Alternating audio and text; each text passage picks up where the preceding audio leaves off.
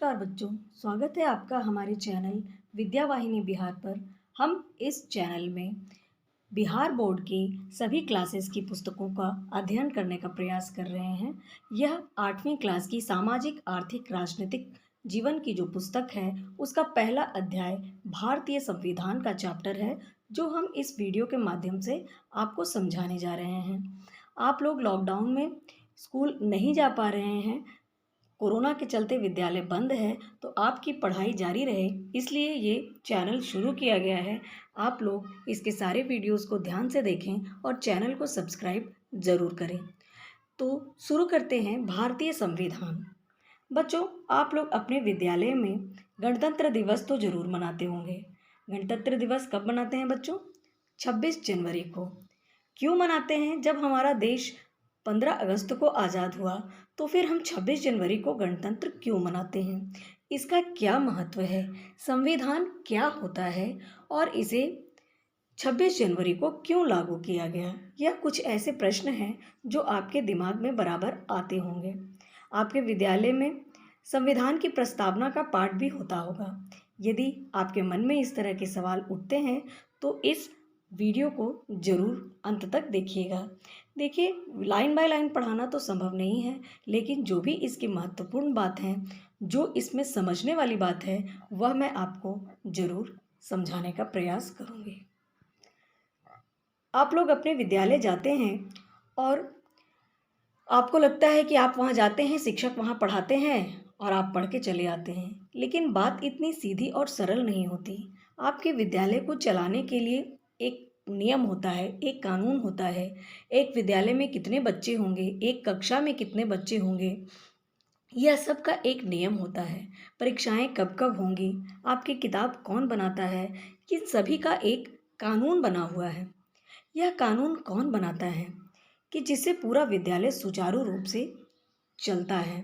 शिक्षक, शिक्षिका, प्रधानाध्यापक और आप बच्चे, साथ साथ अभिभावक सब मिलकर इस विद्यालय को चलाते हैं। इसके लिए पहले से एक नियमावली बनी होती है। यह नियमावली कौन बनाता है? यदि आपके मन में ऐसा प्रश्न उठता है, तब आप जानेंगे कि नियम बनाने के लिए सरकारें होती हैं, जिसमें कुछ बुनियादी कानून लिखा होता है। तो आज हम लोग देखते हैं कि सभी बच्चों को विद्यालय में नामांकन अनिवार्य कर दिया गया है ना? सभी बच्चों को विद्यालय में नामांकन अनिवार्य क्यों? क्योंकि यह एक कानून बना दिया गया है। शिक्षा का अधिकार अधिनियम 2009 एक बुनियादी कानून बनाया गया है। यह 2009 में शिक्षा को एक अधिकार माना गया है और 6 वर्ष से 14 साल के बच्चों का यह अधिकार है कि वह मुफ्त में शिक्षा प्राप्त कर सके और किसी भी विद्यालय में उन्हें प्रवेश देने से मना नहीं किया जा सकता। प्रत्येक 3 किलोमीटर के दायरे में 8वीं तक की विद्यालय होना जरूरी है, क्योंकि सभी 6 से 14 वर्ष बच्चों को शिक्षा अनिवार्य कर दिया गया है। तो यह अनिवार्य किसने किया, क्यों किया, हम अपने विद्यालयों में किस किस नियम का पालन करते हैं, यह सब नियम ही हमें बताते हैं कि किसी भी संस्था को चलाने के लिए एक कानून होना जरूरी है। तो भारतीय संविधान जो है, वह संविधान भारतीयों ने अपने लिए बनाई जब वह आज़ादी के प्रयास में लगे हुए थे। अंग्रेज़ हमारे लिए ऐसे कानून बनाते थे जिसमें हमारा बहुत ही शोषण होता था और अंग्रेज़ों का फ़ायदा होता था। तो जब कांग्रेस की स्थापना हुई तो धीरे धीरे उन्होंने यह मांग रखा कि हमें अपना संविधान बनाना है, हम अपने लिए अपना नियम खुद बनाएंगे। भारतीय संविधान अंग्रेजी हुकूमत के खिलाफ लंबे संघर्ष एवं अन्य देशों के संविधानों के अनुभव का नतीजा है। भारतीयों ने कई दूसरे देशों के संविधानों का अनुभव किया। उन्होंने देखा कि वहाँ की जो सरकारें हैं वह अपनी जनता को किस प्रकार की सुविधाएं प्रदान कर रही हैं, एक संविधान कैसा होना चाहिए। उसके अलावा उन्होंने अपने देश की परिस्थितियों को समझने का प्रयास किया। इन सब का आकलन करके लगभग 3 साल के वक्त में 300 लोगों ने मिलकर लगभग इस संविधान को बनाया है। यह भिन्न समूह जातियों एवं अलग अलग क्षेत्र के ज्ञानी और अनुभवी लोगों की सोच का परिणाम है। तो हमारा जो संविधान है वह किसी एक व्यक्ति ने नहीं लिखा। भिन्न भिन्न समूहों के व्यक्ति, भिन्न भिन्न जातियों के व्यक्ति, अलग अलग क्षेत्र के ज्ञानी व्यक्ति और अनुभवी लोगों की सोच का परिणाम है हमारा संविधान, जो कि 26 जनवरी 1950 से लागू हुआ। भारतीय संविधान केवल यह नहीं बताती कि देश की शासन व्यवस्था क्या होगी, बल्कि यह भी दर्शाता है कि हम किस तरह के समाज का निर्माण करना चाहते हैं। हमारे समाज में कौन कौन से आदर्श होंगे, समाज में रहने वाले लोग कौन कौन से अधिकार प्राप्त करेंगे और उनके क्या क्या कर्तव्य होंगे। देखिए, हमारे देश का संविधान सबसे पहले तो यह बताता है कि हमारा शासन व्यवस्था कैसा होगा। कहने का तात्पर्य है कि हमारे देश में लोकतंत्र होगा या फिर राजा की सरकार होगी, लोग किस प्रकार अपना मत देंगे, कैसे सरकार बनेगी, ये सारी बातें संविधान में लिखी हुई हैं। इसके अलावा इसमें यह भी बताया गया है कि हमारा समाज, हमारे देश का समाज कैसा होगा, हमारे देश के समाज के आदर्श क्या होंगे। जैसे हमारे देश में के समाज का मुख्य आदर्श है समानता, स्वतंत्रता, अपनी अभिव्यक्ति की स्वतंत्रता, लोगों को कार्य की स्वतंत्रता, भाईचारा, ये सब हमारे समाज का आदर्श है। तो हम अपने समाज के आदर्श की रक्षा कैसे करेंगे? यदि हमारे देश के कुछ लोग इन आदर्शों को ठेस पहुंचाते हैं तो हम उसकी रक्षा कैसे करें? कहाँ जाकर हम अपनी फरियाद रखें? कौन उसे दंडित करेगा? समाज में रहने वाले लोगों को कौन कौन से अधिकार प्राप्त हैं? इन सभी की चर्चा इस पुस्तक में, इस संविधान में है। इसके अलावा जहाँ पर हमें अधिकार मिलता है वहाँ पर हमें कुछ कर्तव्य भी करना पड़ता है। यदि हमारी सरकार ने हमें यह अधिकार दिया है कि आपको समानता का अधिकार है, आपको स्वतंत्र अभिव्यक्ति का अधिकार है, आपको संगठन बनाने का अधिकार है, तो वहीं हमारे लिए कुछ कर्तव्य भी निर्धारित है जो हमें अपने देश के प्रति करना चाहिए। तो हमारे संविधान में हमारे अधिकारों की भी चर्चा है, हमारे कर्तव्यों की भी चर्चा है, हमारे समाज के प्रमुख आदर्शों की भी चर्चा है, हमारा संविधान कैसा होगा, हमारा समाज कैसा होगा, इन सभी बातों की चर्चा है। इसके अलावा कोई हमारे अधिकार का हनन करे तो हम क्या करें, किसके पास जाएं, इसके बारे में भी हमारे संविधान में चर्चा किया गया है। हम अपने अधिकारों की रक्षा कैसे करें, इसके बारे में भी चर्चा किया गया है। अब यहाँ पर एक उदाहरण के द्वारा बताया गया है कि एक छोटे से इलाके में यदि कुछ लोग शांतिपूर्ण ढंग से रहना चाहें तो उन्हें क्या करना होगा। तो निश्चित है कि उन्हें अपने गांव का एक मुखिया निर्धारित करना होगा ताकि वह अपने गांव में होने वाले समस्याओं को सुलझा सके। तो यहाँ चित्रकथा के माध्यम से यह बताने का प्रयास किया गया है कि एक छोटे से बच्चे से आप काम नहीं करा सकते हैं, क्योंकि पढ़ने की उम्र में यदि आप काम कराते हो तो आप पर केस दर्ज हो सकता है। आगे है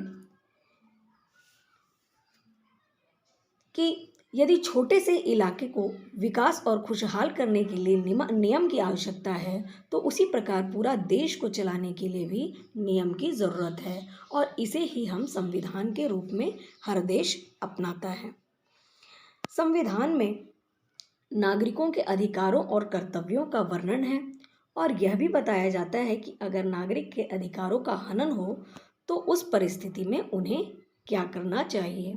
इन सभी का वर्णन संविधान में है, इसे हमने पहले भी पढ़ा। अब है आगे कहते हैं कि संविधान में केवल नियम और कानून ही नहीं होता। नियम और कानून तो हमारे सामाजिक पहलुओं को बताती है, इसके अलावा या इसमें दैनिक जीवन के क्रियाकलापों को भी यह प्रभावित करता है। संविधान सरकार को जनहित में कार्य करने का निर्देश देता है। जनहित क्या होता है बच्चों? जनता का हित।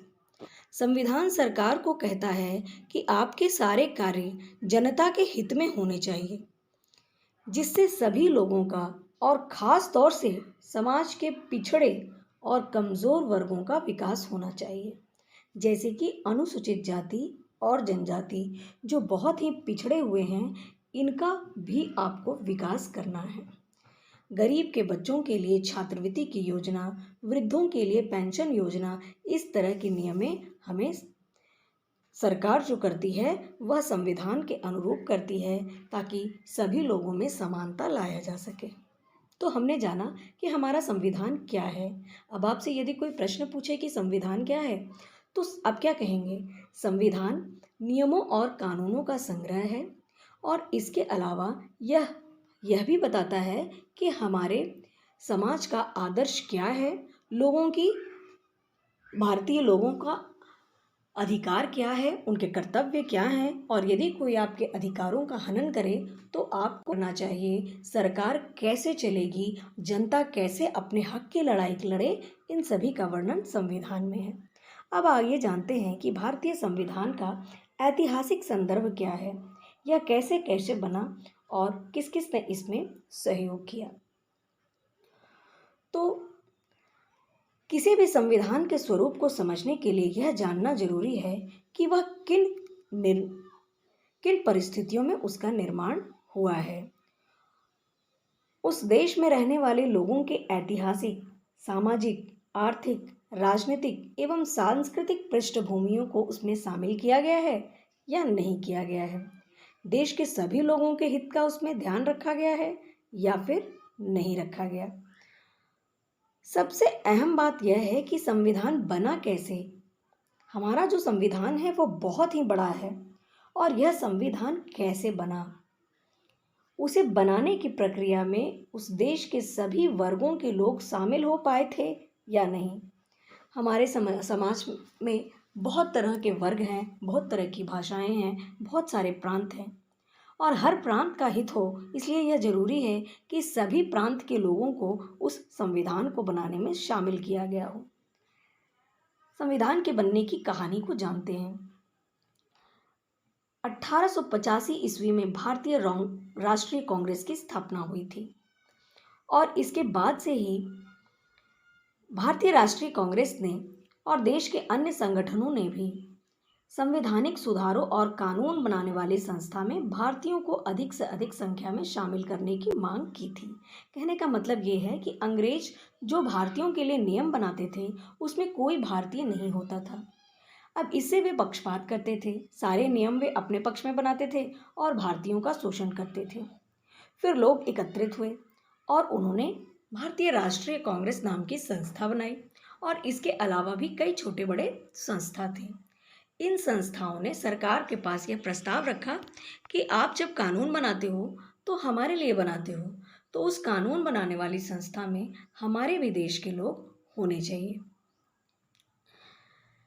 कांग्रेस के नेता अंग्रेजी सरकार की भारत में बनाई जा रही नीतियों की बराबर आलोचना करते थे और बार बार ये प्रश्न उठाते थे कि अंग्रेज सरकार ने जो अधिकार अपने देश इंग्लैंड के नागरिक को दिए हैं, वे अधिकार यहाँ भारतीयों को क्यों नहीं दिए। जैसे कौन कौन से अधिकार भारतीयों के पास नहीं थे? मत देने का अधिकार, अपना लीडर चुनने का अधिकार, चुनाव लड़ने का अधिकार, अपने इच्छा के अनुसार व्यवसाय करने का अधिकार।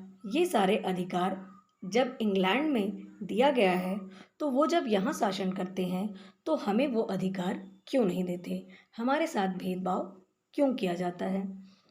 भारत के लोगों ने शुरुआत में यह बात शामिल की कि कानून बनाने वाली जो संस्था है जैसे नेशनल असेंबली, इसमें भारतीयों के प्रतिनिधियों को अधिक से अधिक संख्या में शामिल किया जाए, ताकि हमारी बातों को भी, हमारी परिस्थितियों को भी वहाँ समझा जा सके। असेंबली के बजट में प्रश्न पूछने का अधिकार दिया जाए, ताकि असेंबली में भी हम अपनी तरफ से प्रश्न पूछ सकें, एवं भारत के न्यायाधीशों को यूरोप में तथा अन्य देशों तक इंग्लैंड के नागरिकों के खिलाफ मुकदमा सुनने का अधिकार दिया जाए। इस तरह की चर्चा उस समय के संगठन सरकार से अपने लिए मांगते थे, और इसके अलावा अन्य कई ऐसी घटना थी जिसने संविधान की मांग को प्रभावित किया था। परंतु सरकार हमेशा ही भारतीयों की मांग को ठुकराती रही। कुछ थोड़ा बहुत फेरबदल के करके उन्होंने भारतीयों को मुख्य रूप से ये अधिकार नहीं दिए। तो सबसे पहले 1920 में भारतीय राष्ट्रीय कांग्रेस ने भारत के लोगों द्वारा अपना संविधान खुद बनाने का स्पष्ट मांग रख दिया। अभी तक तो वे अपनी संख्या केवल नेशनल असेंबली में मांगते थे, परंतु 1920 में अपना संविधान बनाने का स्पष्ट मांग भारतीय राष्ट्रीय कांग्रेस ने अंग्रेजों के सामने रख दिया। 1928 में मोतीलाल नेहरू और कांग्रेस के 8 अन्य नेता ने भारतीय संविधान की एक नई रूपरेखा तैयार की। हमारा संविधान कैसा होगा, इसकी रूपरेखा मोतीलाल नेहरू और कांग्रेस के 8 अन्य सदस्यों ने तैयार किया। 1931 में कराची में राष्ट्रीय कांग्रेस का अधिवेशन होता है।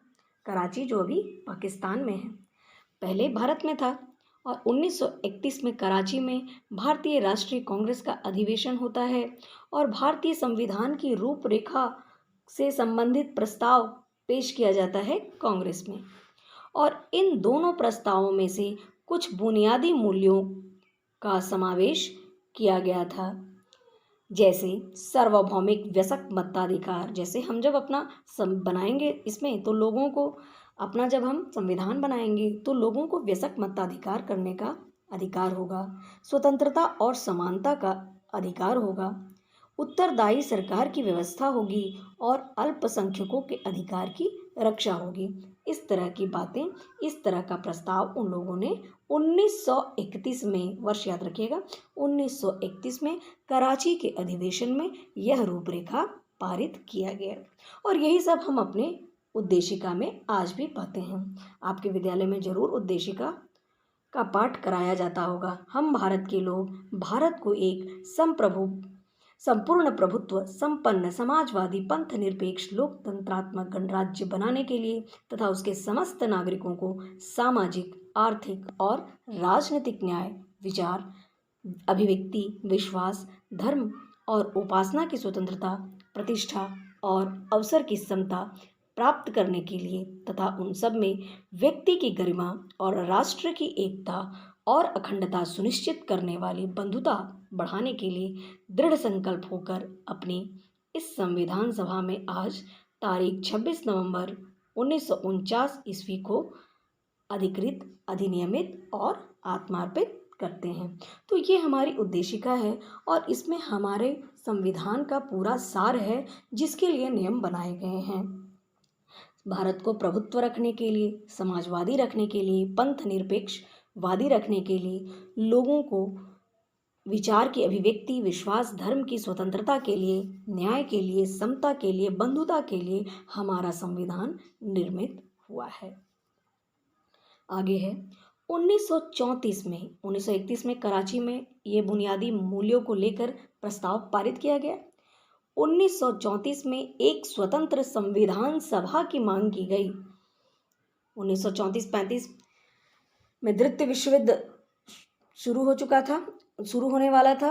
1934 में एक स्वतंत्र संविधान सभा की मांग रखी गई, जो द्वितीय विश्व युद्ध के दौरान और तेज हो गई। 1934 से ही एक पूरी संविधान सभा की मांग की जा रही थी। अपना संविधान बनाने के लिए एक सभा होना चाहिए।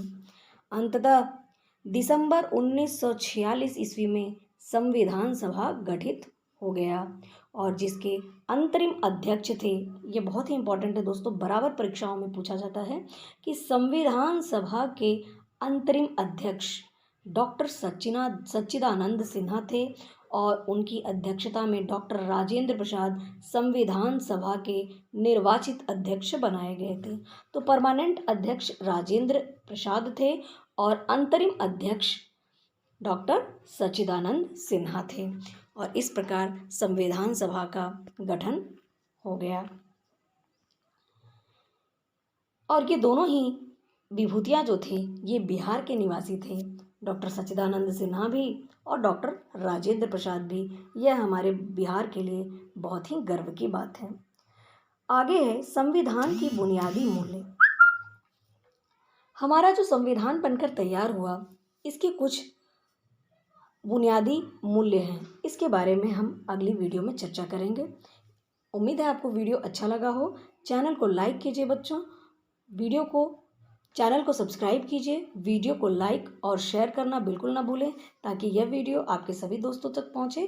Thanks for watching.